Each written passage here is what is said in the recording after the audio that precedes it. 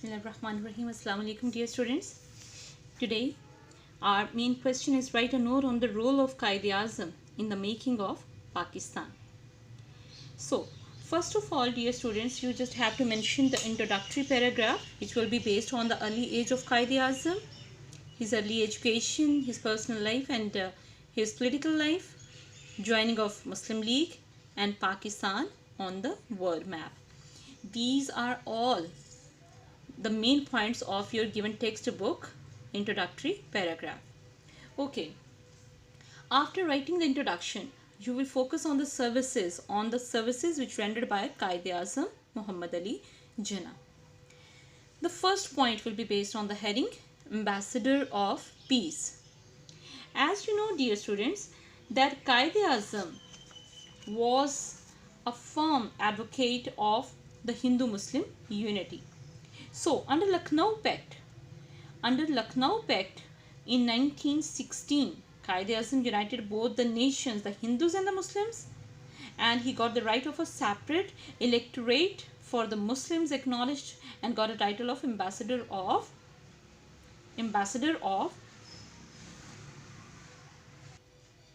Peace. Okay, that means you just have to focus on the two main points in this point. The first one point will be based on the unity, Hindu-Muslim unity.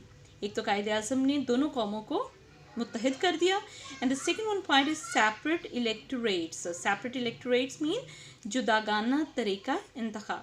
Basically, what is the separate electorates? Separate electorates are the type of elections in which minorities select their own representatives. इससे मुराद है, जुदागाना तरीक़े इंतखाब से मुराद है कि ऐसी elections या elections की ऐसी किस्म जिसमें अक़लियतों को, माइनॉरिटीज़ को ये राइट दिया जाता है कि वो अपनी रिप्रेजेंटेटिव्स या अपने नुमाइंदगान को चुन सकें. The second one point is demanded new constitutional reforms.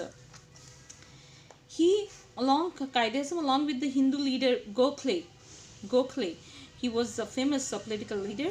They demanded new constitutional reforms in 1913. जब हिंदू रुकन गोखले ने हिंदुस्तान के लिए न्यू कॉन्स्टिट्यूशनल या आइनी इस्लाहात की बात की 1930 में, तो इसके बाद बहुत सारी और इस्लाहात, इसमें ट्रांसपोर्ट इस्लाहात भी आई, मंटू मार्ले इस्लाहात भी आई.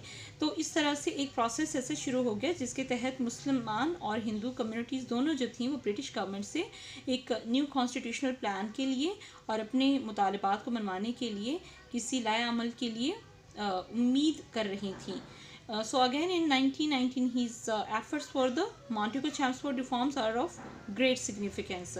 इस तरह से जब 1919 में चेम्सफोर्ड रिफॉर्म्स जो थी वो नाफिज हुई तो उसमें आपकी जो अहमियत है उसमें बहुत ज़्यादा है, यानी आपकी वर्किंग या आपका कंट्रीब्यूशन जो था वो बहुत ज़्यादा था चेम्सफोर्ड रिफॉर्म्स के हवाले से.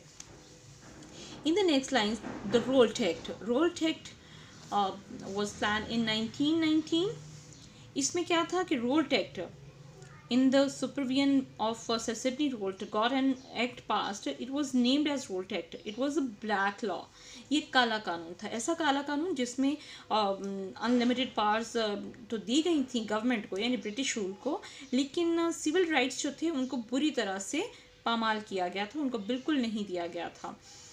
सो Quaid-e-Azam ने इसके खिलाफ आवाज़ उठाई और ये बात कही थी कि he wrote the Viceroy Lord Chelmsford कि the government that passes or sanctions such a law, एक ऐसी हुकूमत जो कि ऐसे काम करती है, इस तरह के लॉ पास करती है, वो हुकूमत कभी भी एक सिविलाइज्ड हुकूमत नहीं हो सकती है. यानी ये एक रियलाइजेशन थी by the side of Quaid-e-Azam and the Muslim community कि एक अमन का दौर चल रहा है, हिंदू मुस्लिम यूनिटी का दौर चल रहा है, और आप अगर इस तरह का ब्लैक लॉ पास करते हैं तो दैट मीन्स कि आप कोई महज़ब कौम नहीं हैं जो लोगों के ख़िलाफ़ इस तरह की सेंक्शंस और इस तरह के लॉज जो हैं वो उनके ख़िलाफ़ पास कर रहे हैं. Next point is Delhi Muslim proposals. In Delhi Muslim proposals in 1927, the date is 1927, Quaid-e-Azam withdrew the rights of a separate electorate and gave an indication to cooperate with the Congress, but it couldn't be fulfilled. इससे पहले दज्जावी से दिल्ली जो हुई थी उसमें कायदे आज़म से कहा गया कि अगर आप अपनी सेपरेट इलेक्टोरेट से आप दस्तबरदार हो जाते हैं, उसको छोड़ देते हैं इस राइट से, इस राइट को विदड्रॉ कर देते हैं कि हम अपने रिप्रेजेंटेटिव्स खुद ही चुनेंगे, तो हम आपकी बाकी के जो मुतालबात हैं वो ब्रिटिश गवर्नमेंट के सामने रखेंगे on the platform of all India national Congress, और इस तरह से आपके बाकी जायज़ सारे मुतालबात जो हैं वो एक्सेप्ट कर लिए जाएंगे। इसके अगेंस्ट फिर नेक्स्ट जो अगला काम हुआ वो थी नेहरू रिपोर्ट, जो 1928 में पेश की गई, लेकिन ये भी टोटली बेस्ड थी सिर्फ और सिर्फ सिक्योरिटी प्रोवाइड कर रही थी ये हिंदू कम्युनिटी को। यहाँ पे मुसलमानों के हकूक़ और मफादात की किसी किस्म की कोई रियायत नहीं बख्शी गई थी, धज्जियाँ उड़ा दी गई थी मुसलमानों के हकूक़ और मुतालबात की। तो लिहाजा फिर उसके अगेंस्ट नेहरू रिपोर्ट के अगेंस्ट कायदे-ए-आज़म ने अपने 14 पॉइंट्स पेश किए। ये भी एक तरह की न्यू कॉन्स्टिट्यूशनल रिफॉर्म्स थी, आइनी एक लाया अमल मुरतब किया गया था कि किन पॉइंट्स की बेस पे बर्रे सगीर का सिस्टम रन किया जा सकता है, जो इस खूबसूरती के साथ प्लान किए गए थे, जिसके अंदर किसी भी कम्युनिटी के साथ कोई नाइंसाफ़ी नहीं बरती गई थी, और इसमें मुसलमानों के हकूक़ और मफादात का बहुत ही जायज़ और बहुत ही मुनासिब अल्फाज के साथ इरादा पेश किया गया था मुस्लिम कम्युनिटी का कि उनके जायज़ हकूक़ और मुतालबात क्या हैं। The next point is about the Round Table Conference, which was held in England in 1931, 30 to 31. There were 3 sessions based round table conferences, और इस प्लेटफॉर्म से Quaid Azam as a representative of the Muslim community यहाँ पे participate किया और मुसलमानों के मौक़िफ़ को भी सामने रखा। The next point is Muslim League in New Era. Muslim League, he injected a new life into the dead body of the Muslim League in 1935 and 36 and guided the freedom movement. ये वो वक्त था 1935 से 36 का जब कायदे आज़म ने मुस्लिम league, जो उस वक्त अभी एक स्ट्रॉन्ग लीडरशिप के लिए सोच विचार कर रही थी या एफर्ट कर रही थी, उस वक्त में आके कायदे आज़म ने दोबारा से मुर्दा मुस्लिम लीग में जान डाली और मुस्लिम लीग की क़यादत संभाली। एरा ऑफ कांग्रेस मिनिस्ट्रीज, ये जो एरा था it was based on 1937 to 1939। Congress on account of his majority, अपनी मेजॉरिटी की बेस पे उन्होंने 11 में से 7 सूबों के अंदर अपनी हुकूमत बना ली थी, और इस हुकूमत के अंदर जो तल्ख हक़ाइक़ सामने आए और जिस तरह के मज़ालिम मुस्लिम कम्युनिटी के साथ ढाए गए उसकी मिसाल नहीं मिलती।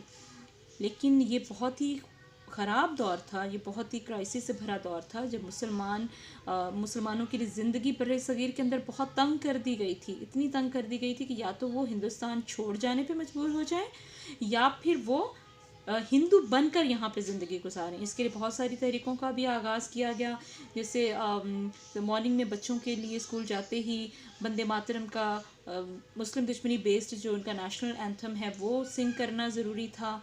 उनके लिए गांधी की तस्वीर को देखते ही नमस्ते कहना ज़रूरी करार पाया। इस्लामिक एजुकेशन जो थी उसको टोटली बैन कर दिया गया। तो इस तरह के बहुत से मज़ालिम जो थे वो ढाए गए और मुसलमानों की शनाख्त को बेसिकली ख़त्म करने की कोशिश की गई। सो next point is based on rejoining of but before starting the new point we will discuss it more that Quaid-e-Azam used his political foresight and faced these conspiracies gallantly. बड़े ही जांफशानी से उन्होंने इन तमाम साजिशों को सामना किया। At last Congress resigned from ministries. Congress जो थी इस वक्त अपने आप से बाहर थी, वो समझ रही थी कि ये वो वक्त है जब वो बरतानवी हुकूमत पर चोट कर सकती है, बरतानवी हुकूमत को अपनी फेवर में कर सकती है, बरतानवी हुकूमत को प्रेशराइज़ कर सकती है ताकि वो इनकी फेवर में इनके अज़ाइम की तकमील के लिए तमाम जो काम है वो करें। लेकिन ऐसा नहीं हुआ। कायदे आज़म ने इसका भरपूर इसको फोर्सफुली उन्होंने मुसलमानों के मौक़िफ़ को सामने पेश किया और कांग्रेसी मिनिस्ट्रीज़ के ख़िलाफ़ आवाज़ उठाई।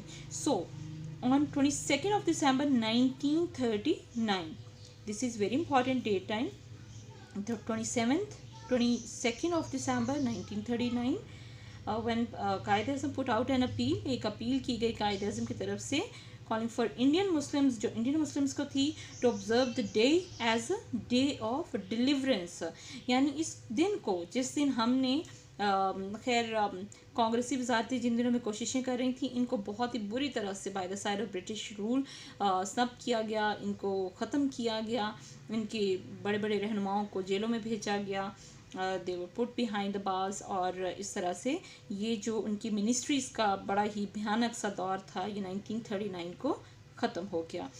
इसके नतीजे में कायदे आज़म ने मुस्लिम कम्युनिटी से अपील की कि वो 22 ऑफ दिसंबर 1939 को एक डे ऑफ डिलीवरेंस के नाम से एक डे सेलिब्रेट करें, जिससे मुराद होगी कि यौम निजात।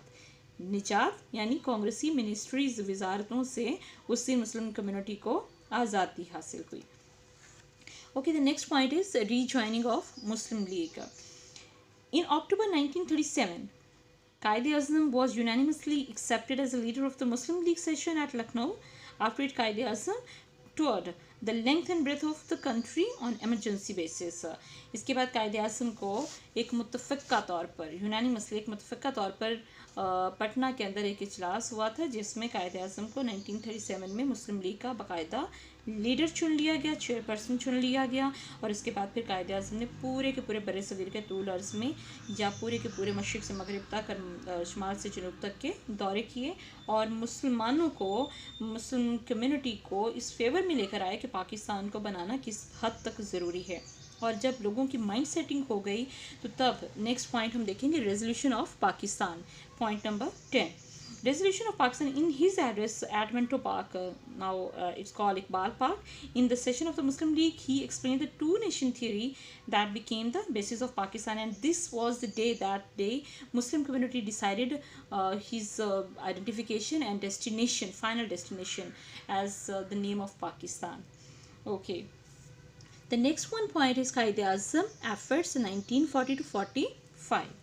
Dear students, this was the time of very beautiful time with so much efforts and worth mentioning conferences like 1940 Pakistan resolution, 1942 Cripps mission came for the constitutional plan and the states and the government policies, and next the Jinnah Gandhi talks, SIA formula, and Shimla conference.